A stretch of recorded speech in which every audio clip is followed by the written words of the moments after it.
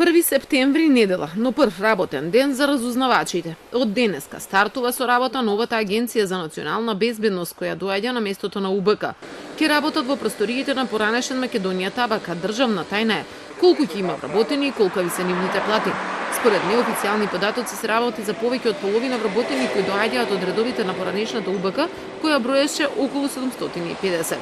Мораа да поминат безбедносни контроли и да ги исполнуваат критериумите, за да може да работат во реформираните контраразузнавачки служби. Ние во овој процес на селекција, со почитување на сите безбедносни стандарди, направивме всушност реветинг на претходно направениот ветинг на вработените во УБК.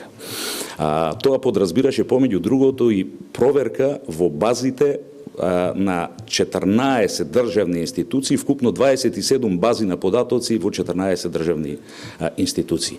И согласно тоа донесовме одлука потребниот број на вработени во агенцијата да биде селектиран и да може да биде преземен. Со реформите во безбедносниот сектор, агенцијата сега е независно тело од МВР за разлика од претходно кога УБК работеше во рамки на министерството. Оние кои не ја поминаа селекцијата остануваат вработени во министерството.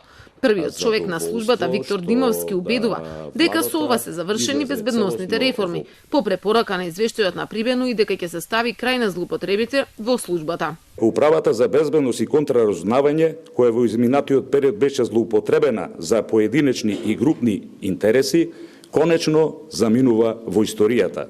Од денеска започнува нова ера во оваа област.